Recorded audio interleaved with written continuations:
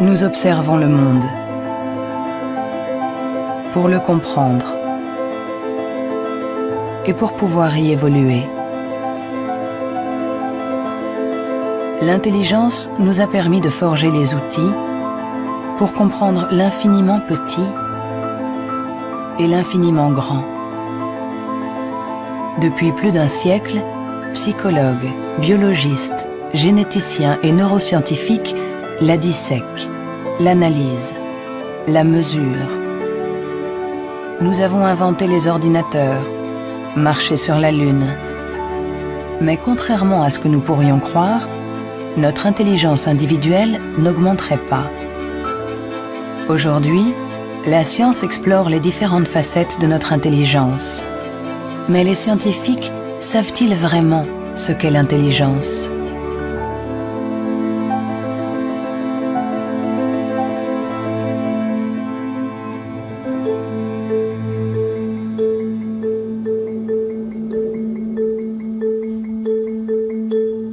L'intelligence, c'est faire le lien.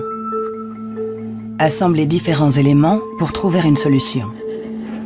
Pour la comprendre, il faut réussir à la fractionner, en isoler toutes les composantes.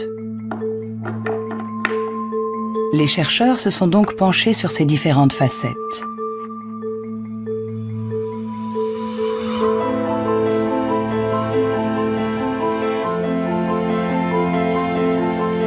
Pour mesurer l'intelligence, une des premières idées a été de mesurer la vitesse à laquelle le cerveau réagit. C'est cette méthode que le professeur Teni Januis a utilisée. Il a comparé notre temps de réaction avec celui de nos ancêtres. Et les résultats de son étude ne sont pas en notre faveur.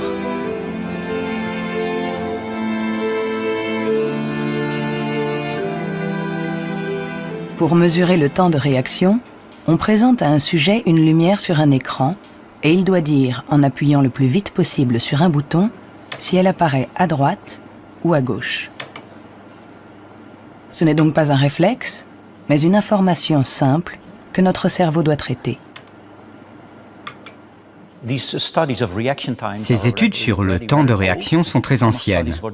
Plusieurs d'entre elles ont été faites entre 1860 et 1880 en Grande-Bretagne par Francis Galton, le cousin de Charles Darwin. Il a testé plusieurs milliers de personnes qui étaient représentatives de la population de l'époque. Les gens avaient alors un temps de réaction très rapide. Nous avons donc cherché des études comparables qui auraient été faites durant les 120 dernières années. Et nous en avons trouvé une quinzaine. En les comparant, nous avons pu montrer que durant les 150 dernières années, les gens sont devenus de plus en plus lents.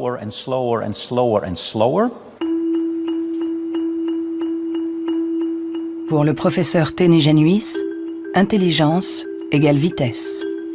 Et notre cerveau mettrait en moyenne 50 millisecondes de plus que celui de nos arrière-grands-parents pour traiter une information simple.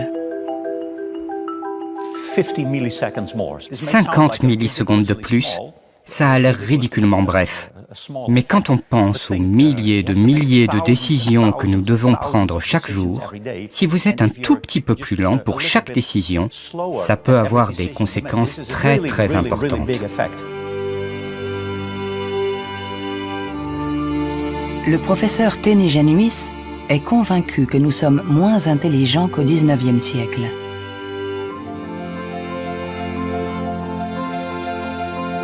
Il en voit la preuve dans l'incroyable inventivité de cette période, marquée par une explosion des innovations, de la créativité, des idées.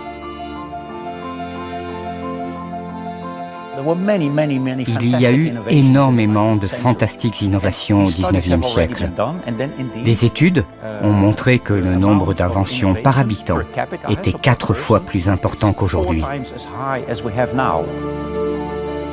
Le professeur Teni Januis pense que notre intelligence est en panne. Elle décline depuis au moins 150 ans. Mais au XIXe siècle, Sir Francis Galton pensait déjà que les Anglais étaient bien moins intelligents que les Grecs de l'Antiquité, qui ne manquaient pas d'esprit brillant. Alors, Qu'en est-il des prédécesseurs des Grecs, les hommes préhistoriques? Eh bien, il est extrêmement difficile de mesurer leur intelligence. Pourtant, à l'Institut Max Planck de Leipzig, on essaye de répondre à cette question en reconstituant le cerveau de nos ancêtres de la préhistoire.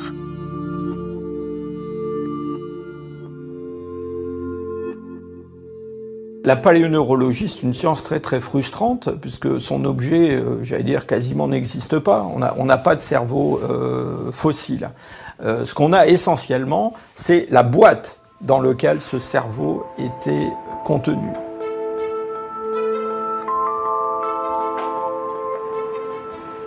En comparant notre cerveau avec celui des hommes préhistoriques, les scientifiques se sont aperçus qu'il y avait des différences.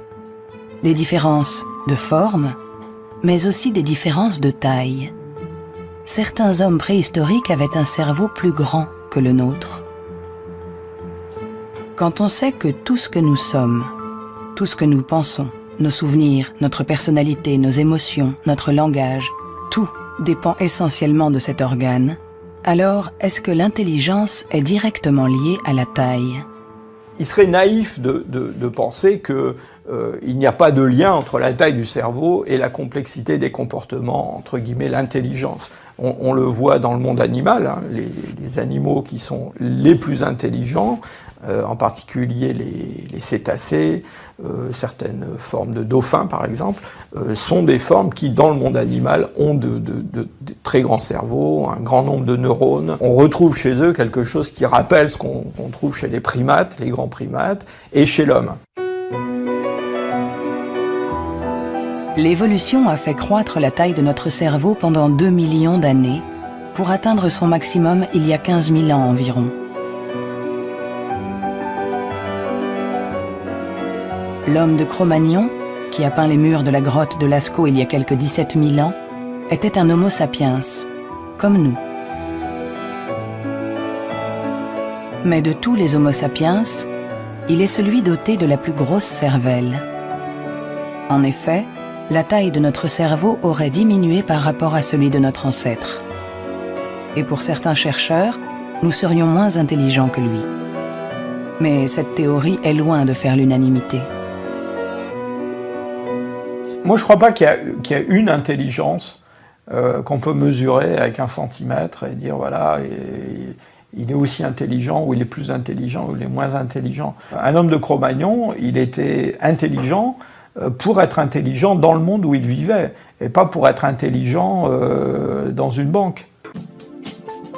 Si on allait chercher avec la machine à voyager à travers le temps un homme d'il y a 25 000 ans, un Cro-Magnon, qu'on l'amenait aujourd'hui, il s'adapterait au monde dans lequel il aurait à vivre. Historically, you guys have struggled to adapt. Yeah, right. Walking upright, discovering fire, inventing the wheel, laying the foundation for all mankind. You're right. Good point. Sorry we couldn't get that to you sooner. Connie, your reaction? We live in a society where the individual ego and the group dynamic are in constant struggle. Response? Yeah, I have a response. What? Plus intelligent? Moins intelligent? Dès qu'on essaye de mesurer l'intelligence, tout se complique. Et pourtant, nous l'évaluons sans cesse. Dans les universités du monde entier, on enseigne ce qu'est l'intelligence. Et chacun d'entre nous, sans être un spécialiste, la mesure tous les jours. Vous mesurez l'intelligence. Si vous êtes célibataire, que vous allez dans un bar et que vous rencontrez quelqu'un, la chose la plus importante après le physique, c'est l'intelligence. Vous évaluez l'intelligence des gens quand vous parlez avec eux. Sont-ils rapides quand vous leur parlez de quelque chose qu'ils ne connaissent pas? Est-ce qu'ils comprennent? Mesurer l'intelligence en analysant les réponses, en évaluant la pertinence des actions, en comparant les individus. Une méthode qui a donné naissance au seul outil dont nous disposons pour évaluer l'intelligence, le quotient intellectuel, ou QI, inventé par Alfred Binet au début du XXe siècle. Alfred Binet était assez critique vis-à-vis des aliénistes, les psychiatres de l'époque, qui faisait des diagnostics pour juger du retard intellectuel avec des grandes catégories. Il y avait les idiots, ceux qui étaient le degré d'arriération le plus profond, les imbéciles ensuite, et puis les débiles. Et Binet trouvait que leurs critères étaient tout à fait contestables, très vagues, différents d'un psychiatre à l'autre. Il estimait qu'il fallait avoir des critères objectifs, qu'il fallait mettre au point une sorte d'instrument d'évaluation qui s'appuie sur des critères scientifiques. En 1905, le ministère de l'Éducation nationale demande à Alfred Binet de trouver un moyen de détecter les enfants en difficulté scolaire. Il n'avait pas de théorie sur l'intelligence, mais en observant ses filles, il a imaginé qu'on pouvait l'évaluer à partir du raisonnement, de la compréhension, de la mémoire.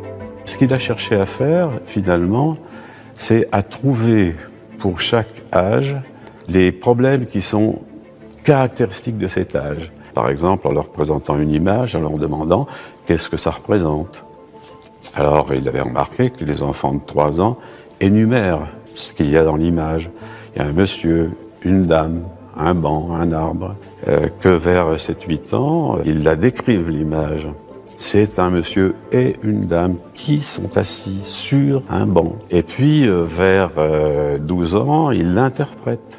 Ce sont des malheureux, ou le monsieur est malade, des choses de ce genre. C'est ainsi que Binet met au point avec Théodore Simon le premier test d'intelligence. Le QI classique, ou en âge mental, est né. C'est le rapport entre l'âge mental, donné par le résultat du test, et l'âge réel de la personne. On multiplie ce chiffre par 100 pour obtenir le QI. Si un enfant de 10 ans réussit les épreuves des enfants de 12 ans, alors il sera en avance et il aura un QI de 120. L'idée, ça a été de rapporter la performance d'un individu à la performance de ceux qui lui sont comparables, c'est-à-dire qui sont exactement dans la même catégorie d'âge, de la même culture, etc. Et on va avoir évidemment toute la distribution, toute la répartition des scores dans le test à un âge donné. Le QI, c'est juste la position d'un individu par rapport aux performances des gens qui sont comme lui, c'est-à-dire qui ont le même âge que lui. Nous accordons au QI un pouvoir exagéré, parce qu'il prétend évaluer cette qualité si particulière qu'est l'intelligence. Difficile dès lors de résister à la tentation de s'évaluer, de se comparer. Ce qui est un peu catastrophique, c'est ce qu'on voit actuellement sur des sites internet où on vous permet de calculer votre QI. Et alors je pense que des gens, ils font ça, ils se retrouvent avec un chiffre et ils vont l'interpréter, si par exemple ce chiffre n'est pas bon, en se disant qu'ils ne sont pas intelligents. C'est absolument ridicule et catastrophique. Le 2. Il est ridicule de croire qu'un chiffre peut résumer quelqu'un. Le 4. Le 3. Les vrais tests de QI se font chez des psychologues agréés. Le 2. Car il faut savoir les interpréter en les mettant en rapport avec le passé d'un individu, son présent. Le 2 ou le 3. Sa personnalité. Le QI permet d'évaluer l'intelligence, de comparer les individus. Mais nous permet-il de savoir si notre intelligence a évolué depuis que Binet l'a inventé il y a plus d'un siècle? Réussissons-nous mieux aujourd'hui les tests de QI? C'est en Nouvelle-Zélande qu'on a apporté pour la première fois une réponse à cette question. C'est ici que James Flynn a fait une découverte surprenante que les scientifiques du monde entier ont baptisé l'effet Flynn. L'effet Flynn, c'est la découverte que pour toutes les nations qui sont entrées dans l'ère industrielle, il y a eu des gains importants dans les tests de QI. J'ai regardé tous les types de tests de QI dans 40 pays, comme en France, en Hollande, en Norvège, partout où il y avait des appelés au service militaire. On leur donnait exactement le même test chaque année, et les gains sont évidents. Il y a 1 ou 2 générations, les gens avaient en moyenne 30 réponses justes sur 60, alors qu'aujourd'hui, ils en ont 45.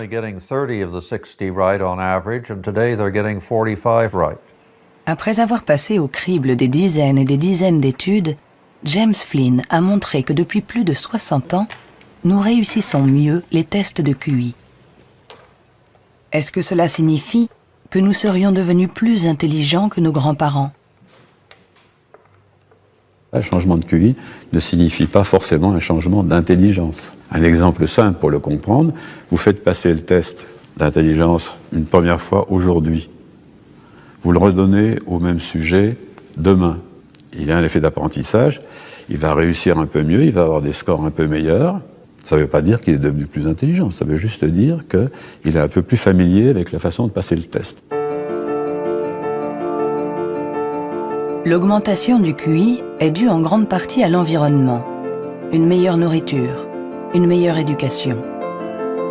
Notre QI augmenterait de 2 à 3 points par année d'école supplémentaire et la durée de scolarisation est passée en moyenne de 6 ans au début du XXe siècle à 11 ans aujourd'hui dans les pays industrialisés.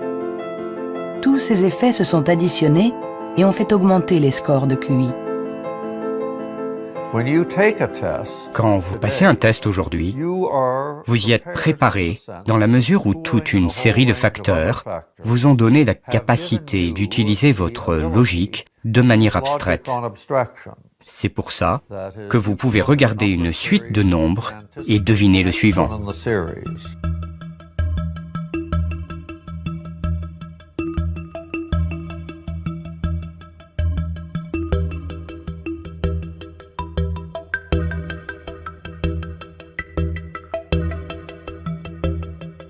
Avec l'intelligence, il ne faut pas se fier aux apparences. De meilleurs scores au test de QI ne nous disent pas que nous serions plus intelligents. Nous sommes juste mieux préparés pour réussir des tests de QI. Notre intelligence est comme un muscle que nous avons entraîné pour en exprimer tout le potentiel. Mais à force de nous entraîner, nous avons peut-être atteint nos limites. Les chiffres le prouvent. Après des décennies d'augmentation, les résultats au test de QI plafonnent. Ils diminuent même dans certains pays, comme l'Angleterre, le Danemark ou la Norvège.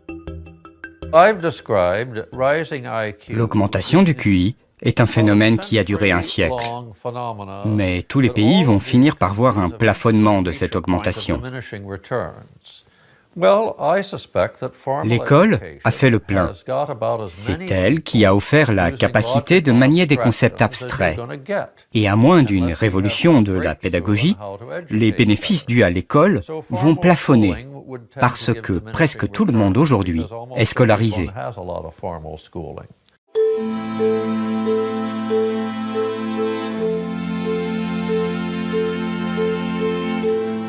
Un QI qui stagne. Des cerveaux plus lents, plus petits. Où en est notre intelligence? Les premiers outils permettant d'évaluer l'intelligence ont été inventés il y a plus d'1 siècle. On s'inspire toujours des théories imaginées par Sir Francis Galton et Alfred Binet. Mais aujourd'hui, nous pouvons aller plus loin. Plutôt que de mesurer ce que l'intelligence produit, intéressons-nous à l'organe qui produit l'intelligence.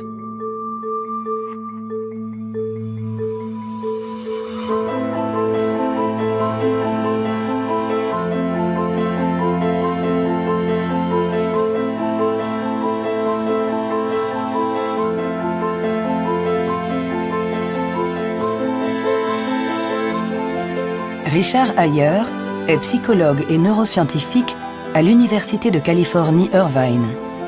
Depuis plus de 30 ans, il essaie de savoir à quoi ressemble un cerveau intelligent. Grâce aux progrès faits par l'imagerie cérébrale ces dernières années, il cherche, avec son collègue le professeur Rex Jung, où, dans le cerveau, se niche l'intelligence. Nous regardons le cerveau de Richard Ayer, un très joli cerveau. Le docteur Ayer est une personne brillante, intelligente, et nous voyons toutes les régions qui sont le support de son intelligence.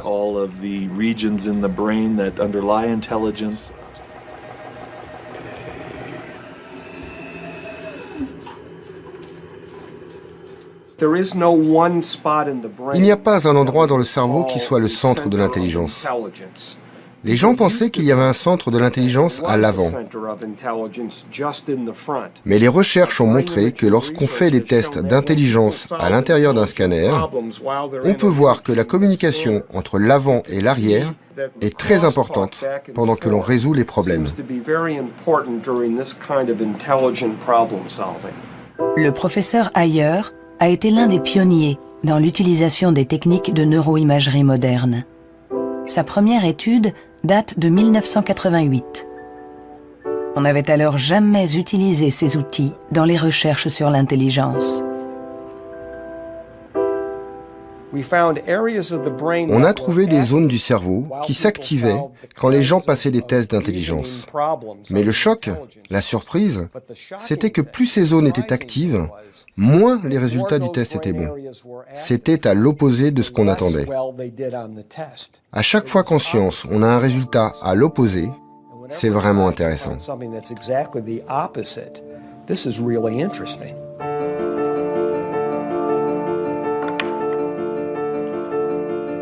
Un cerveau intelligent n'est pas un cerveau qui fonctionne plus, mais au contraire, un cerveau qui fonctionne moins. C'est ce qu'on appelle la neuroefficacité. Être intelligent, c'est résoudre un problème en faisant un minimum d'efforts.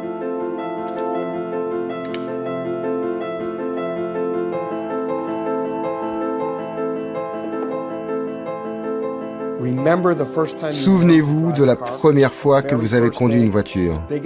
Le premier jour, dans un grand parking vide, avec quelqu'un assis à côté, et vous tournez le volant et vous pensez « Maintenant, il faut que je freine ». Mais aujourd'hui, vous conduisez au milieu de la circulation dans une ville que vous ne connaissez pas, et malgré ça, vous pouvez discuter avec quelqu'un. Votre cerveau est bien plus efficace pendant que vous conduisez. Donc, les hauts niveaux d'intelligence ne sont pas forcément liés à un cerveau qui travaille plus, mais à une transmission plus efficace de l'information entre les zones importantes du cerveau. Lorsqu'on pense à un processus aussi complexe que l'intelligence, il faut imaginer que le cerveau est comme un orchestre avec différentes sections. Mais le vrai mystère, c'est comment ces sections interagissent. Parce que pour autant que nous le sachions, il n'y a pas de chef d'orchestre. Si le cerveau est un orchestre, alors l'intelligence est la musique.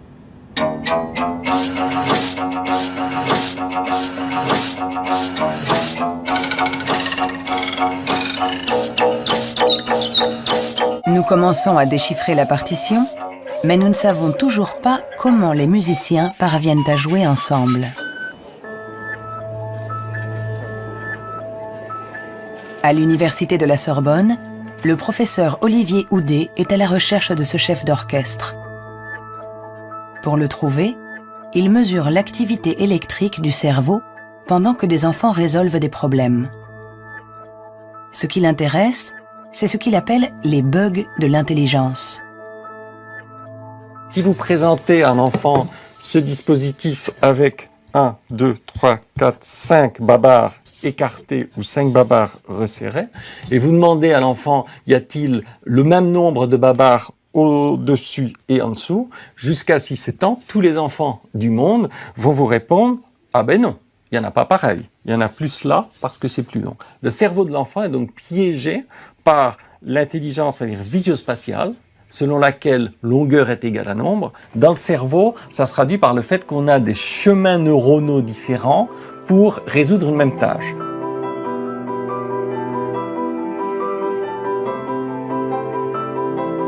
Compter ou mesurer.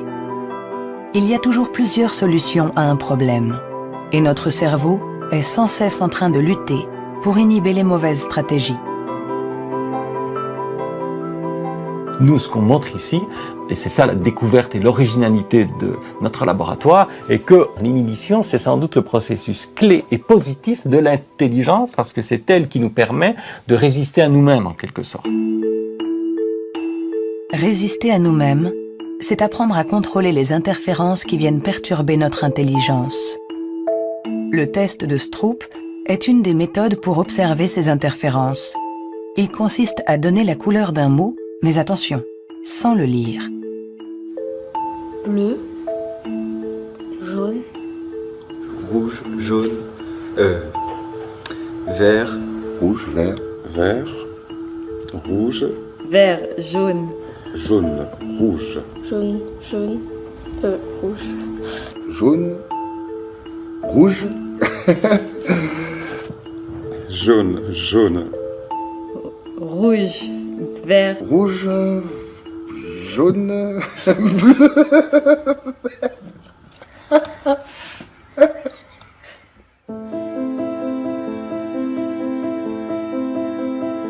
Pour résoudre un problème, nous sollicitons différentes régions du cerveau reliées entre elles, mais qui sont parfois en compétition.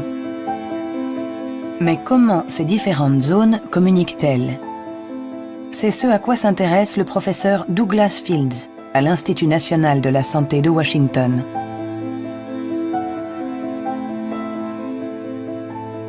Le cerveau est fait de deux sortes de tissus, la matière blanche et la matière grise.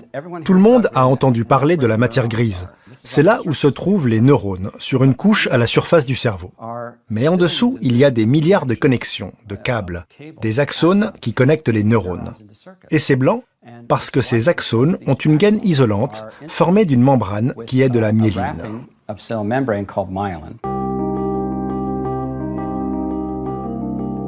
La myéline entoure les axones, permettant aux informations de circuler de manière rapide et efficace dans le cerveau.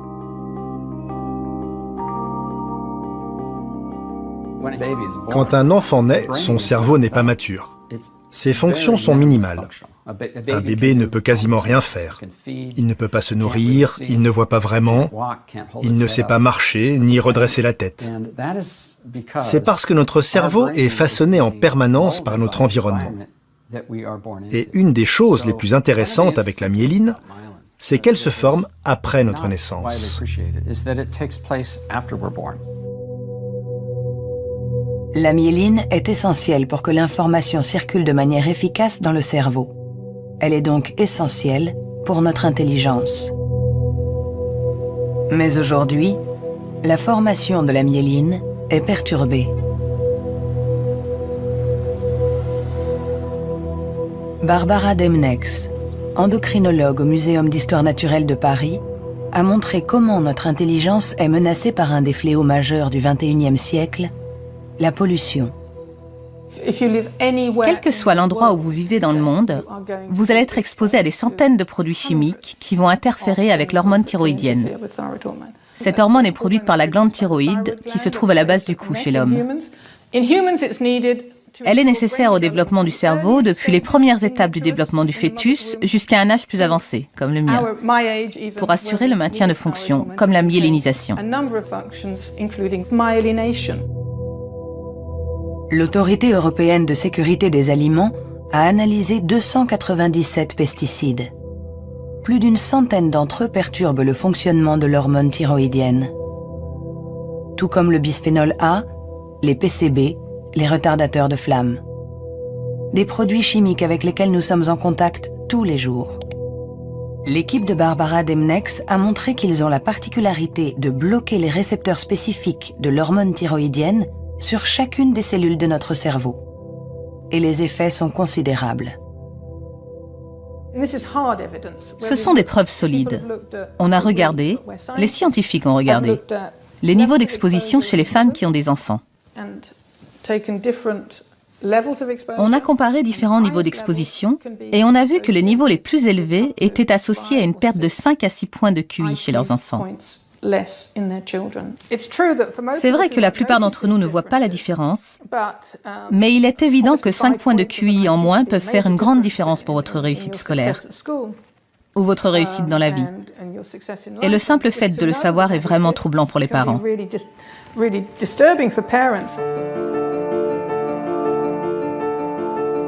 Notre intelligence nous a permis de créer un monde complexe au prix de la dégradation de notre environnement. Et nous pourrions en payer le prix si cette dégradation perturbe la formation de notre cerveau, en agissant sur la myéline par exemple. Mais si ce phénomène se confirme, comment le gérer? Pendant plus d'1 siècle, on a pensé que tous nos processus mentaux n'étaient dus qu'à l'activité électrique des neurones. Mais aujourd'hui, les neurobiologistes ont commencé à explorer un nouveau continent. Il n'y a que 15% des cellules du cerveau qui sont des neurones. Le reste, qui représente 85%, ne communique pas grâce à l'électricité. On l'appelle la glie. De nouvelles méthodes nous ont permis de voir avec surprise que les cellules gliales communiquent entre elles et avec les neurones. On est à la pointe des recherches sur le cerveau, car il y a là un changement fondamental dans la manière dont on pense que le cerveau fonctionne au niveau cellulaire. Les cellules gliales, des cellules bien plus nombreuses que les neurones et qui forment leur environnement. Certaines fabriquent la myéline. D'autres nourrissent les neurones et les protègent. On les appelle les astrocytes. Et une découverte inattendue a montré que les astrocytes jouaient un rôle dans l'intelligence. Tout a commencé avec un génie. En avril 1955, au Princeton Hospital du New Jersey, Thomas Harvey, médecin pathologiste, est en charge de l'autopsie de Albert Einstein. Et ce 18 avril, à 8 heures du matin, il décide de voler le cerveau de celui que nous considérons comme l'incarnation du génie. Il espérait, en examinant le précieux organe, percer les secrets de l'intelligence. Après l'avoir conservé caché chez lui pendant 27 ans, il autorisa d'autres scientifiques à l'examiner. Et ils découvrirent quelque chose dans le cerveau d'Einstein qui était peut-être le secret de son intelligence. Le cerveau d'Albert Einstein a été examiné pour voir ce qui le rendait plus intelligent. Et il n'y avait pas de différence sur le nombre de neurones, sur la taille des neurones, il n'y avait rien.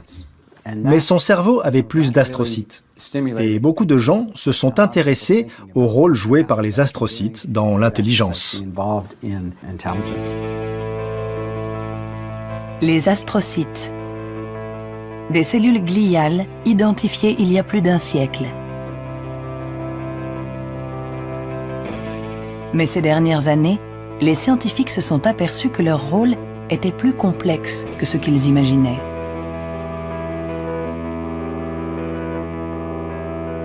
Les astrocytes servent à beaucoup de choses.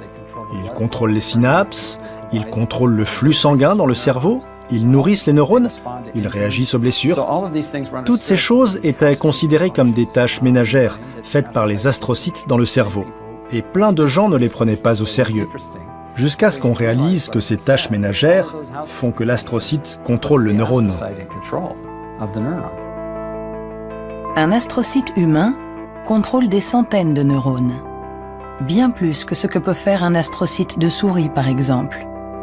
En se basant sur cette observation, une équipe de l'Université de Rochester a mis au point une expérience fascinante. Pour mieux comprendre l'intelligence humaine, ils ont décidé de lui faire franchir la barrière des espèces. Ils ont greffé des astrocytes humains dans le cerveau de souris.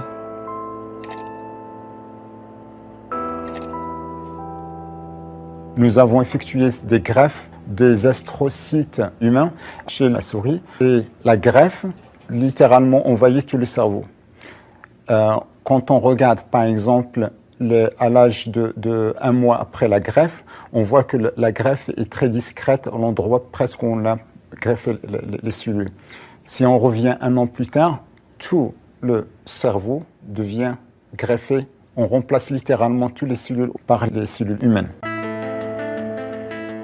On s'est rendu compte que ces souris sont plus aptes à avoir une meilleure mémoire et un meilleur apprentissage que les souris non greffées. Pour tester les capacités de ces souris au cerveau modifié, les chercheurs les ont placées dans un labyrinthe. Résultat, les souris greffées trouvent la sortie 2 fois plus vite que les souris non greffées. Cette expérience ne laisse plus la place au doute. Les astrocytes contribuent à favoriser la mémoire et l'apprentissage. Ils jouent un rôle clé dans notre intelligence.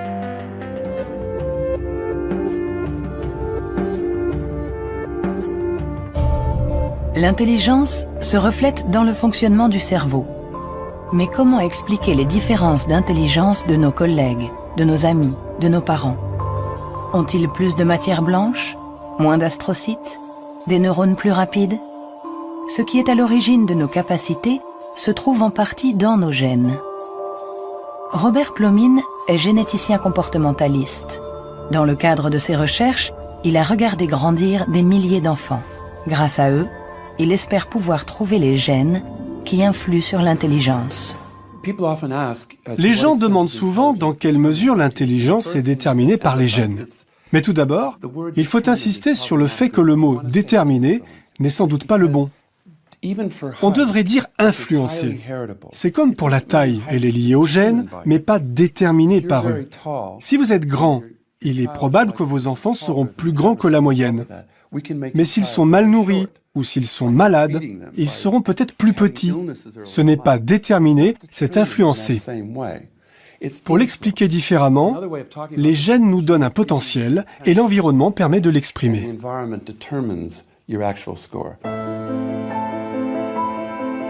Pour comprendre les relations complexes entre gènes et intelligence, Robert Plomin fait passer des tests à des milliers de jumeaux. Les vrais jumeaux ont ceci de particulier que ce sont des clones. Ils partagent exactement les mêmes gènes. Ils sont identiques en tout point. Mêmes cheveux, mêmes yeux. Mais ont-ils les mêmes résultats au test d'intelligence? La réponse est oui. Leurs résultats sont plus proches que ceux d'un frère et d'une sœur. C'est la preuve que même s'ils ne sont pas les seuls déterminants de l'intelligence, les gènes jouent un rôle crucial. La plupart des pays dans le monde, plus de 100 pays, disposent maintenant de registres de jumeaux, car ils reconnaissent l'importance de la méthode des jumeaux pour estimer l'influence des gènes.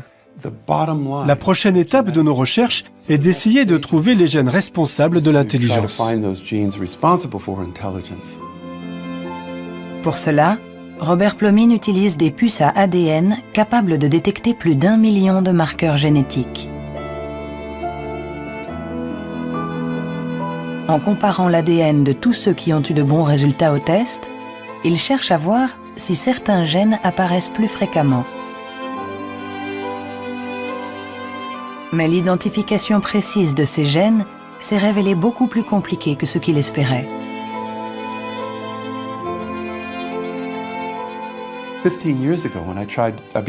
Il y a 15 ans, quand j'ai commencé à essayer de trouver les gènes de l'intelligence, personne n'imaginait que ce serait aussi difficile. On a identifié plus de 300 gènes qui influent sur l'intelligence. Et le problème, c'est qu'on en a identifié seulement 1%.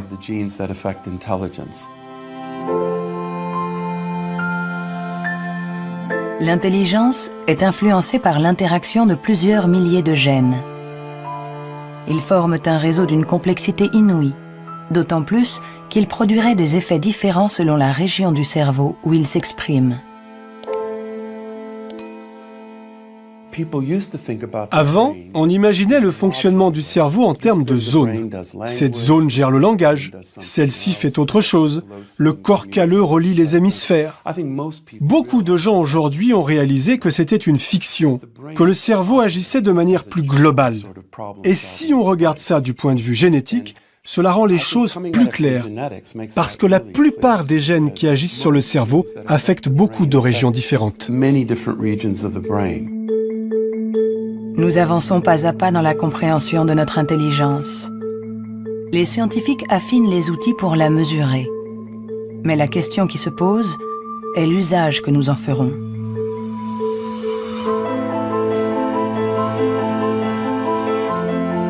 L'intelligence est ce qui prédit le mieux notre niveau d'étude, notre emploi.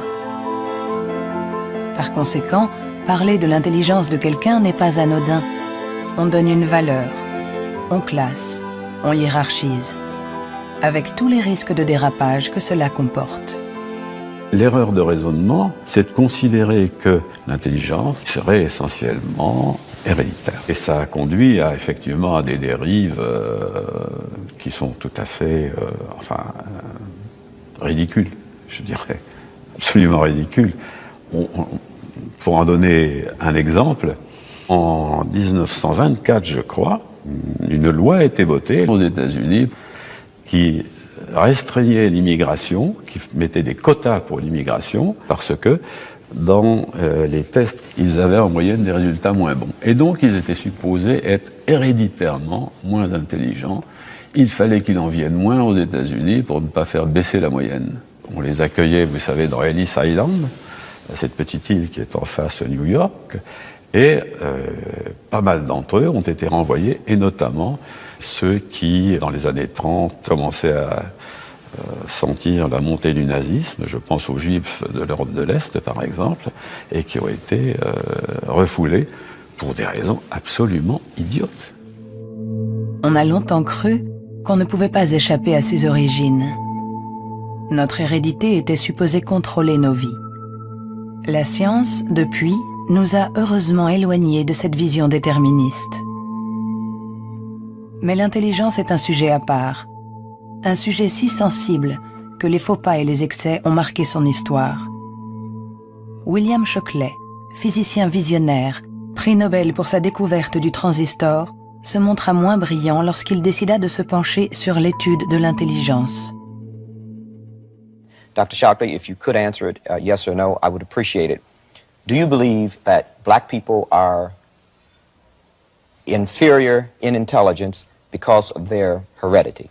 What I say is this. My research leads me, and it's a tragic conclusion really, my research leads me inescapably to the opinion that the major cause of the American Negro's intellectual and social deficits is hereditary and racially genetic in origin, and thus not remediable to a major degree by practical improvements in environment. Then what do you see as the solution to the problem?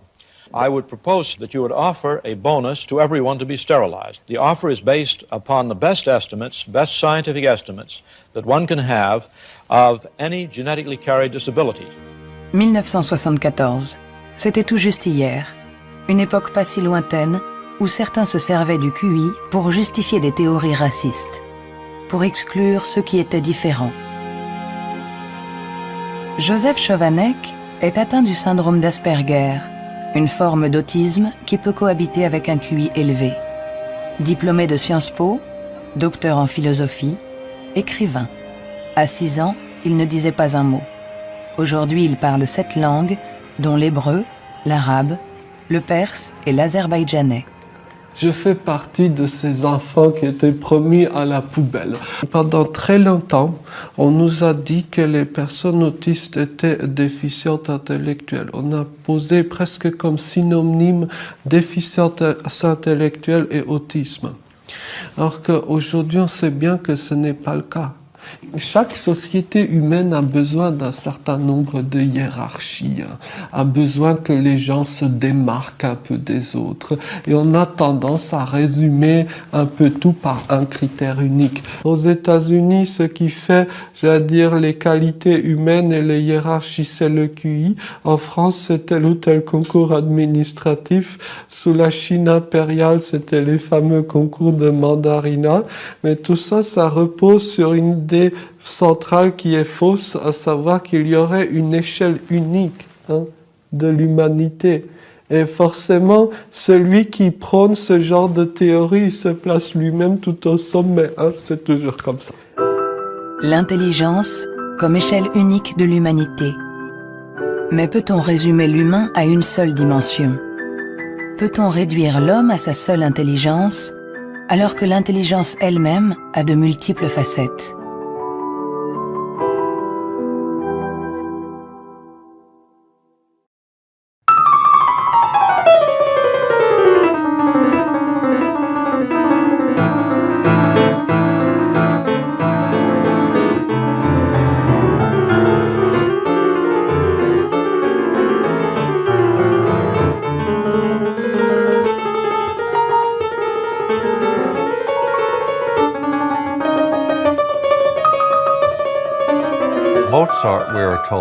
Mozart, dit-on, pouvait avoir à l'esprit une symphonie en entier. Si vous suivez une symphonie, vous devez suivre son développement dans le temps. Mais lui, il avait conscience de sa globalité. C'est un peu le même niveau de complexité que pour un mathématicien qui pense à 7 ou 8 formules et voit toutes les connexions possibles entre elles. Alors on peut toujours objecter. Est-ce que l'intelligence musicale est une forme d'intelligence? Ce n'est pas important. Ce qui est important, c'est que ça existe et que ceux qui l'ont n'ont pas obligatoirement de grand QI.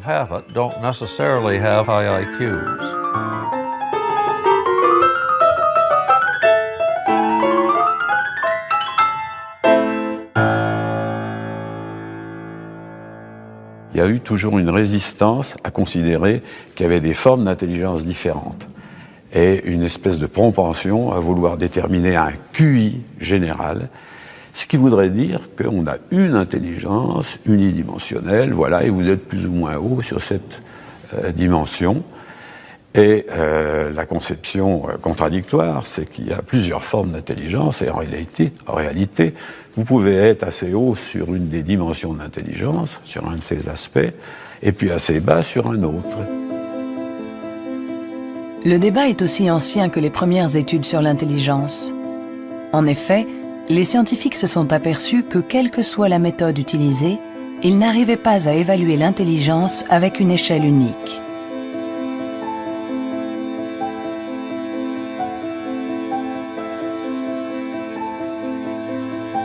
À l'Université du Nouveau-Mexique, le professeur Rex Jung est convaincu que pour résoudre n'importe quel problème, nous utilisons différentes manières de raisonner, que ce que nous appelons intelligence n'est que l'une d'entre elles. Je pense que la créativité est un autre mode de fonctionnement du cerveau. Je cherche à savoir si elle est différente de l'intelligence. Est-elle similaire? Est-ce que c'est la même chose ou bien est-ce différent? J'en suis arrivé à la conclusion que la créativité est un processus de raisonnement fondamentalement différent.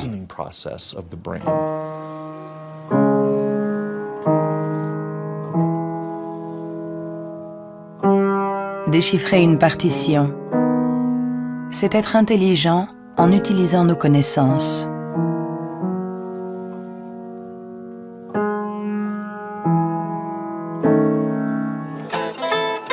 Improviser, c'est être intelligent en inventant, en étant créatif.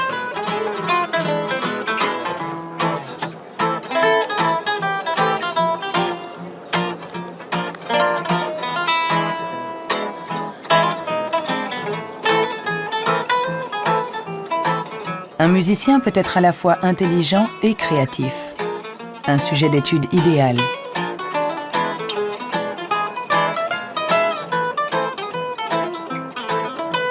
Le professeur Jung a examiné de nombreux cerveaux pour savoir comment intelligence et créativité peuvent cohabiter.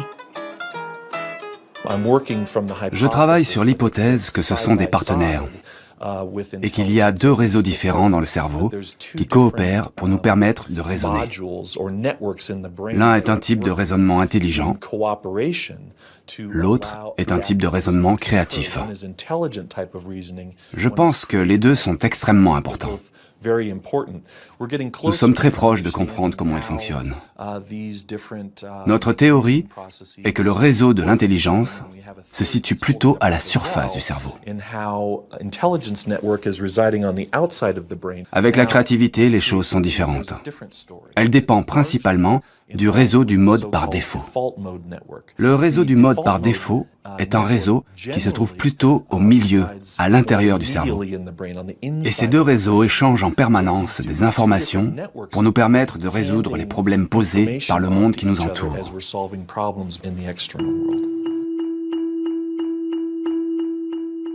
Nous avons tous expérimenté cette sensation d'une idée surgissant de nulle part avec la force de l'évidence.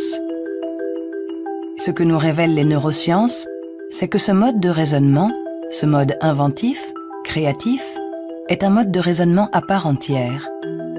Peut-on être intelligent sans être créatif? Ou créatif sans être intelligent?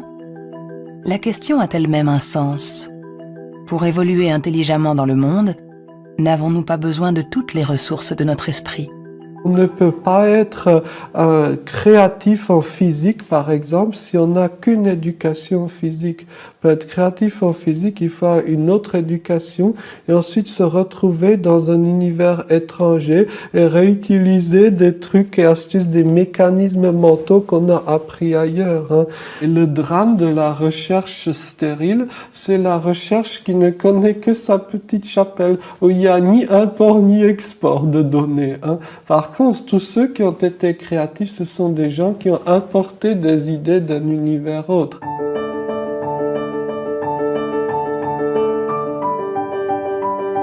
Les liens se tissent, le tableau se dessine. Les scientifiques assemblent petit à petit les différentes composantes de notre intelligence. Mais le monde évolue, et l'intelligence aussi. Notre cerveau est en permanente évolution. Il permet à notre intelligence de s'adapter aux problèmes que nous devons résoudre, aussi multiples et variés que nous pouvons l'être. Quand j'étais enfant, je savais que je ne fonctionnais pas comme les autres. Hein. J'avais cette conscience-là.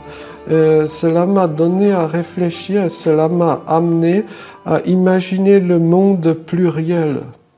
Imaginez le monde où il n'y a pas un seul axe, que ce soit de classement ou de valorisation, mais un grand nombre d'axes. Et je dis, la vraie intelligence du monde, n'est-ce pas de savoir réfléchir de façon plurielle, de savoir prendre en compte plusieurs grilles de compréhension du monde et non pas une seule.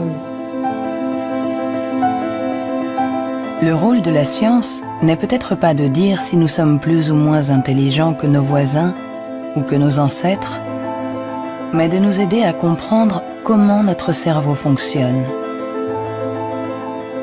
On saura alors non seulement réparer notre intelligence, mais on saura aussi l'améliorer pour tisser des liens entre nous et la diversité de ce qui nous entoure.